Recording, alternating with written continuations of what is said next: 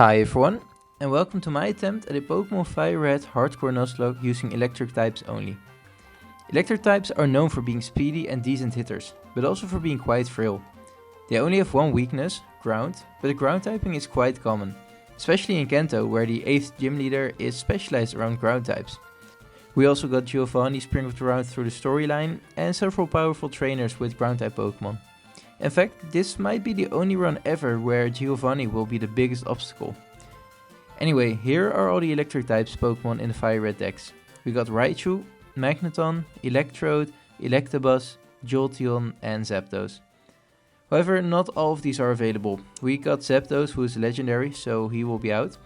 And Electabuzz and Magneton are both found in the same region, so we only are able to get one of them. This leaves us with Raichu, Electrode, Jolteon and either Electabuzz or Magneton. This should be fun. I start the run by picking our starter, and since there aren't any electric type starters, I choose Squirtle. This gives our rival Venusaur, which is without a doubt the hardest to counter with electric types. I then make my way to the Viridian Forest where we can catch our actual starter, a Pikachu. I name him Picowat. From here, I make my way to Pewter City, where I find out that Brock is pretty much impossible. Both Geodude and Onix are immune to Thundershock, so our only damaging move is Quick Attack. Pair that with the fact that Geodude and Onix both hit pretty hard, and you got a near impossible battle. Even if they wouldn't hit me back, I'm pretty sure I would run out of PP before I could even take the both of them down. So I made a decision. This run seemed like a really fun and interesting one, and I really wanted to play it through, so I spawned in a Magnemite to help out with Brock. Magnemite is part Steel type, so he can take most of the hits that are dealt to us, but he too also only knows normal type moves. So this basically means we still do little damage, but we can now actually take some hits. I hope this isn't too bad, and right after the Brock battle he'll be boxed again. So I open with Magnemite to confuse the Geodude, and then I swap into Picowat. I then hit a few growls to lower its attack, before getting in as many quick attacks as possible. Along the way, Static activates, paralyzing the Geodude, and as we're left on 5 HP, it's time for Magnemite to come in. I hit another Supersonic and then alternate between Tackle and Supersonics. This eventually took out the Geodude. Then in comes the Onix and I also confuse him. Against Onix we use the same strategy, confuse it, then spam Tackle and confuse it once he snaps out. Eventually we got the Onix down as Magnemite is left at only 5 HP. Yeah, with just a Pikachu this would actually be impossible. But now with Brock out of the way, Magnemite is immediately boxed and we continue with just our Picowat. We then make our way through Mount Moon and arrive in Cerulean City. Here we have Misty, the water type gym leader, and she would actually be quite easy, but Starmie can do massive damage, even to the point where she can two-shot us. So this isn't a 100% win. Before taking on Misty though, I take on our rival on the Nugget Bridge. 2 Thundershocks take care of the Pidgeotto and 2 more take out the Rattata. Erika comes in and he's of course a free kill, but instead of taking it out, I take this opportunity to set up 6 double teams. Otherwise the Bulbasaur would be pretty annoying, and not to mention we're at 4 HP. Bulbasaur comes in and I hit a crit quick attack and 2 more take it out. Phew. But now it's time for Misty, and as I mentioned, she can be quite difficult. Against a Staryu I need a bit of luck. I set up 3 double teams as Staryu hits just 1 Water Pulse. 2 Thundershocks then take it out and in comes Starmie. We paralyze it as he luckily misses its move. I then hit 2 Thundershocks, but this puts him in the healing range. Damn. Luckily 3 more Thundershocks take it out as Starmie hasn't even touched us. Perfect. Right now the level cap is becoming a bit of a problem. Luckily we managed to skip every optional trainer, and in the SSN you can actually skip straight to the rival fight. We do this and we beat him easily. We then help the captain, giving us access to Cut, and we make ready for the 3rd gym. Against Surge we're in a bit of a tough spot. He has a Voltorb and Pikachu, which we can quite easily take out, but also a Raichu. Although we have access to the Dig TM, we do need to either take a few hits or dodge a few hits. So I opt for the latter and use some double teams. Surge opens with Voltorb and I set up a double team. Next turn I go for another double team, and after that I hit my first dig. Another dig does the job, but we're already in the yellow. In comes Surge's Pikachu, who goes down to a single dig, and lastly is Raichu. 1 dig takes us to half and he paralyzes us. We're now slower and he sets the double team as well. This could go really wrong. We then paralyze it as Raichu takes us to 12 HP. Next turn he luckily misses and we go underground. Luckily we're not paralyzed and hit our dig, granting us our third badge. Again, a really close battle. This seems like a trend so far in this run. With search down, we make our way to Route 10, where we can finally get another encounter. It's a Voltorb, who I named Kilowatt. This will help a lot with our XP management, so he's a welcome addition. He also knows Sonic Boom, so that makes the rock tunnel much more manageable. We then make our way to Lavender Town, and from here it's a straight shot to Celadon City. Here awaits our next encounter, an Eevee. We pick it up and name it Petawatt. In Celadon we also buy some Thunderstones and use it on Petawatt, evolving it into a Jolteon, and using it on Pikowatt, evolving it into a Raichu. Our team is looking pretty good right now, so I challenge Erika. Erika can be a bit difficult with her grass team, but thanks to the many grass potion dual types, Dick will actually be able to do some good damage. Still, this is not going to be easy. I open a battle with Petawatt as Erika sends a Victory Bell. I decide to use another evasion strategy, only this time it's bumped up to the max. I set up 6 sand attacks, hoping the Victory Bell would now miss all of its moves. I still have some HP left on Petawatt, so I use Growl a few times, lowering its attack. At -6, it's time for the second stage of this plan, switch into Pikowatt. I then use Thunder Wave, paralyzing the Victory Bell, although at this point he's basically crippled. I hit a Thunderbolt and as expected, it does little damage. I now set up another 6 double teams with Pikowatt, and now that he's also at +6 evasion, it's time to take out the Victory Bell. A Dig and Thunderbolt combo does the job, and in comes Tangela. I paralyze it as Tangela hits a Mega Drain. I then Thunderbolt for about 75% damage, and next turn we take it out with another Thunderbolt. Lastly is Vileplume, who I also paralyze.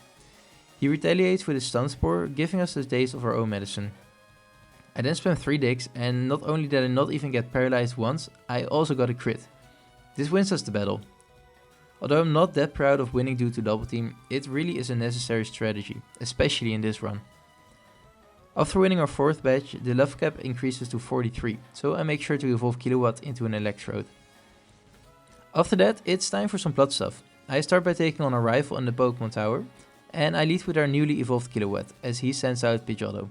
Spark one-shots it, and in comes Gyarados for some reason. He's also one-shotted, and next is Growlithe. He's two-shotted. As Kadabra comes in, I send in Pikowatt and a Thunderbolt takes care of it. Lastly is Ivysaur and he puts us to sleep. He doesn't do much though, so I spam Dig, eventually waking up and hitting. We're put to sleep right again after, so Pikowatt comes in and finishes the job. With that behind us, it's time to take on the game corner.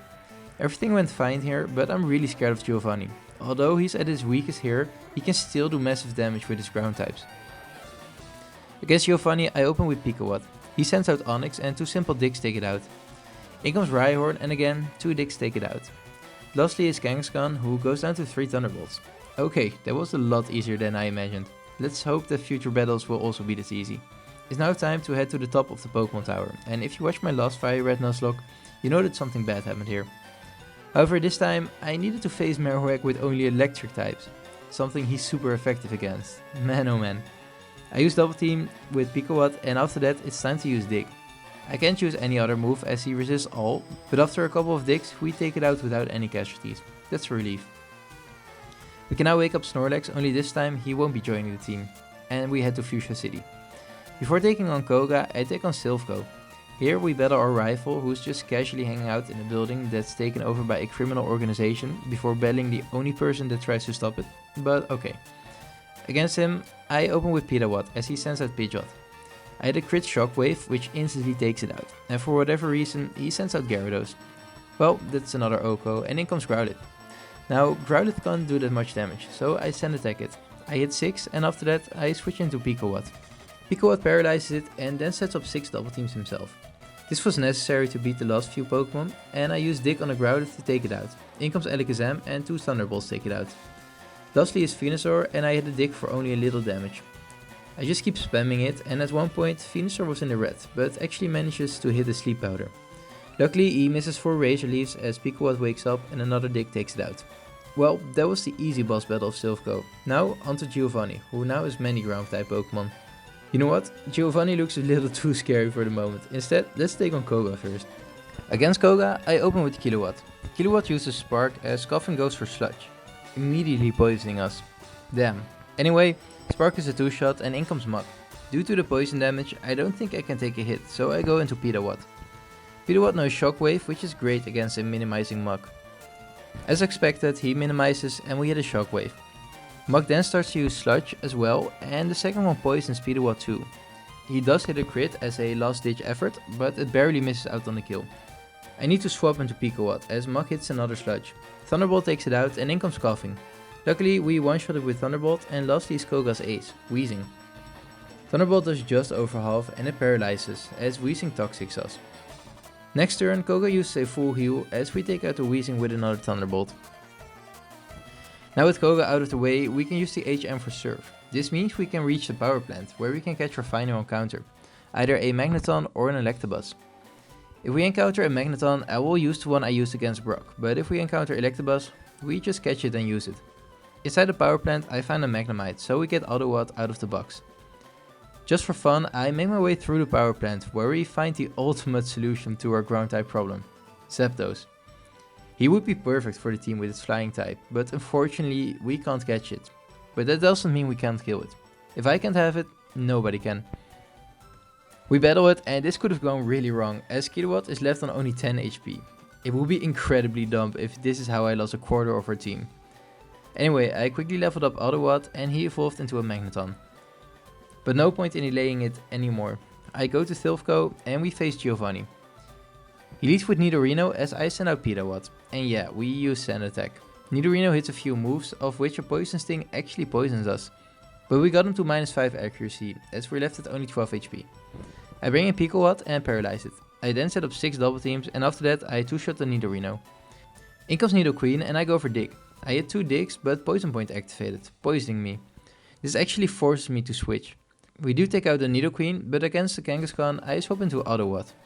Due to his steel typing, he can easily take a Mega Punch. I then confuse it and start spamming some Sparks. One got the paralysis and 3 Sparks take it out. Lastly is Rhyhorn and I go into Kilowatt.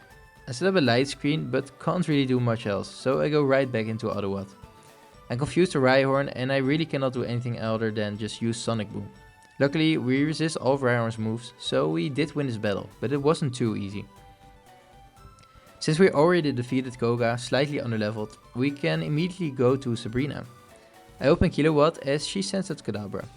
I use a bunch of Sparks and after some healing, the Kadabra goes down. In comes Mr. Mime and I set up a light screen. I then go to Pikawatt and Thunderbolt easily 2-shots it. Venomoth also goes down to 2 Thunderbolts and in comes the ace, Alakazam. He got hit to over half with Thunderbolt, but thanks to Calm Mind, he can now take another one. We're then hit by a Psychic, taking us to 3 HP. Damn.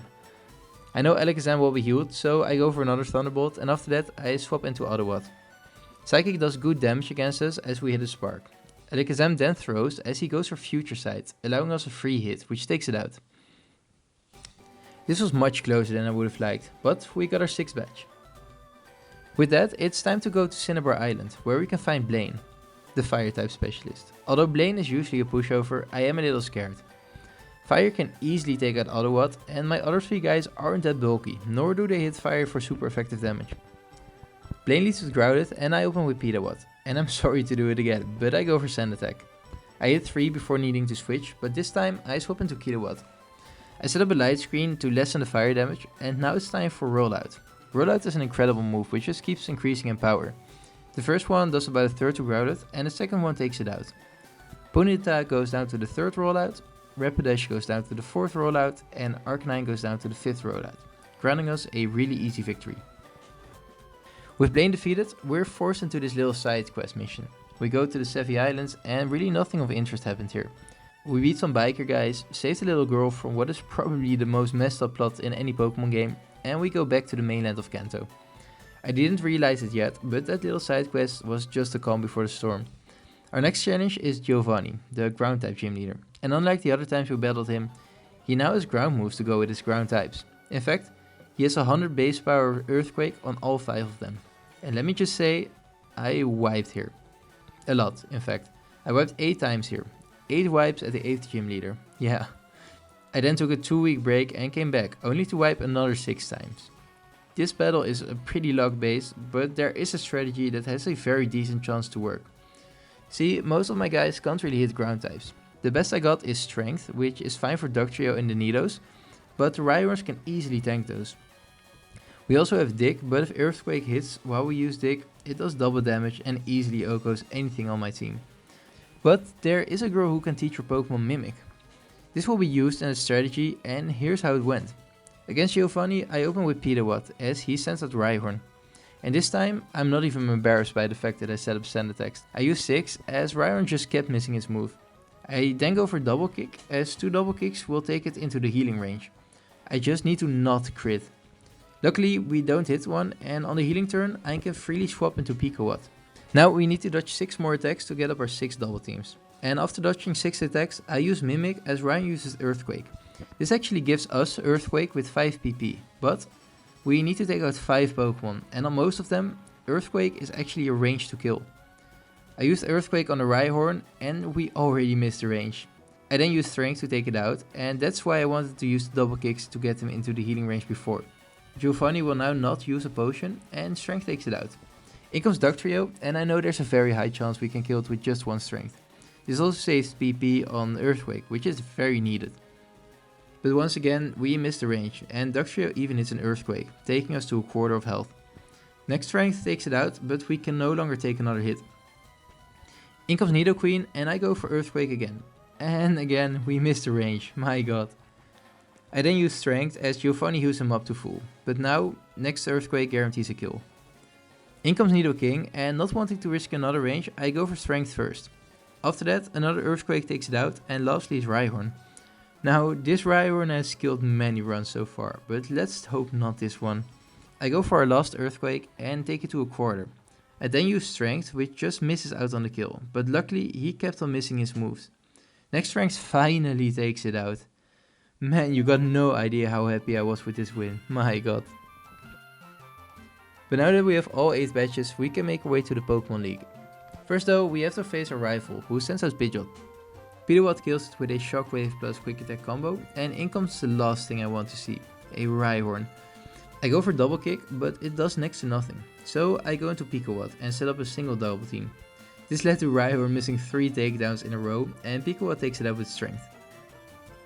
In comes Gyarados, who goes down to a single Thunderbolt, and the same goes for Groudon. Alakazam then goes down to 2 Thunderbolts and a Strength, and lastly is Venusaur. I'm low on health though, so I go into Autowatt. I make sure to paralyze it and then miss 2 Supersonics. Okay, no confusing then. So I go for Tri-Attack. After that I give Supersonic one more chance, and now it does hit. We then just spam Tri-Attack as Venusaur doesn't do much. He did hit a Razor Leaf for nearly half, but we took it out before we could hit another one. Victory Road was once again a breeze, and we arrive at the league. Here we have a good mix of very easy and very difficult battles, so a win is not yet guaranteed. First up is Lorelei, and she is part of the easy wins. She uses ice types, but most ice types in this generation have a water dual type. She leads Dewgong, who goes down to a crit Thunderbolt. In comes Cloyster, who is a clean Oko with Thunderbolt. And in comes Slowbro, who is also a clean one-shot. Lapras is hit for 2/3 and retaliates with an Ice Beam, which freezes them. I know I can take another, so I risk it and go for another Thunderbolt. It pays off as we defrost and take it out. Lastly is Jinx, who also just goes down to 2 Thunderbolts, easy peasy. Next up is Bruno, who is actually quite difficult. I told Pekowatt Brick Break before the battle, and we used this against his first Onix. It hits for over half, and the next one takes it out. Against the next Onix I managed to set up 2 double teams, and 2 more Brick Breaks take it out, as he misses every move. In comes Hitmonchan, who goes down to a crit Thunderbolt, and in comes Hitmonlee. He also goes down to 2 Thunderbolts, and lastly is the quite scary Machamp. I hit a Thunderbolt as he misses Scary's face. Next turn we hit another Thunderbolt, leaving him on a sliver. Machamp is then healed to full as we hit another Thunderbolt. The next one takes it into the healing range again, so we repeat for a 3rd time. Only this time we're out of Thunderbolts. So I swap to Brick Break, which does too little. I then remember that I still have Mimic, so I mimic the Cross Chop, which then takes out the Machamp. This is the second Pekowatt sweep in the Elite Four, and I love it. Next up is Agatha, as she opens with Gengar. I completely forgot to restore PP on Thunderbolt, and my only damaging move on Pekowatt is Brick Break. But I still have Mimic, so I set up a double team, all the way to +6 evasion. I then mimic the Shadow Punch, which is a 100% accurate move, and this allows us to 3-shot the double teaming Gengar. In comes Golbat, and I really regret not having Thunderbolt now. So I swap into Autowatt, into a Confuse Ray. I hit myself once, but the second turn Spark one-shots. In comes Hunter, who nearly goes down to Spark and puts us to sleep. I switch into Kilowatt as Hunter uses Mean Look, and next Spark takes it out. In comes Arbok and I hit a Spark for low damage. Next turn he hits a Sludge Bomb and poisons us, leaving us at very low HP. Knowing Arbok goes for Sludge Bomb again, I swap into Autowatt, who is immune to it. He's still asleep though, but when he woke up, he took out the Arbok with another Spark. Lastly is Gengar and I paralyze it. I then hit Spark, but due to the berry, he won't go down to another one. He will take us out though, so I switch into Pikawatt. He still can't do anything, so I swap right back into Autowatt. He sparks it, taking it into the red as Gengar hits Hypnosis. I then go into Petawatt as Gengar is healed to full. I sand attack it once as his Sludge Bomb poisons us. I then hit Shockwave for a third damage as he hits another Sludge Bomb, nearly taking us out. Knowing there isn't much more to do, I go into Pikawatt and mimic his Shadow Ball. I know that if he hits, we're done for. Gengar needs to miss. We do have one sand attack up and it actually saves us. We now have Shadow Ball, outspeed the Gengar and one-shot it. My god, again, a battle made way more difficult than it needed to be. Last up is Lance. He sends out his Gyarados, but yeah, he goes down to a Thunderbolt. In comes Dragonair and I go for Tri-Attack. This didn't give any status inflictions and since Dragonair used Safeguard, I now switch over to using Thunderbolt. Next one takes it out and in comes the second Dragonair. I hit a crit Thunderbolt, taking it into the red as he paralyzes us. Dragonair is healed to full as we stay paralyzed this turn. Two more Thunderbolts take it into the red and the Tri-Attack finishes it off. In comes Dragonite and I Thunderbolt it. I know I can take an Outrage, but just barely. I then switch to Pikawatt, who is hit to half, and Thunderbolt it twice to take it out. Only Aerodactyl is left, but he goes down to a single Thunderbolt, winning us the battle. Now onto the champion. This battle is actually going to be really difficult, and here's how it went. I lead with Autowatt against his Pidgeot and make sure to confuse it and paralyze it. I then swap into Pikawatt and set up 6 double teams. We are sand attacked once though, so that might be a problem. I then take out the Pidgeot with a Thunderbolt and since we're electric type, we bait out the dreaded Rhydon. I once again mimic his Earthquake and this is a 2-shot. We did miss 2 though, so it took 4 turns, but one of the biggest hurdles is now down. Alakazam comes in and Thunderbolt plus return combo takes it out. In comes Gyarados and we miss Thunderbolt. Luckily he misses Hydro Pump though and the next one connects, taking it out.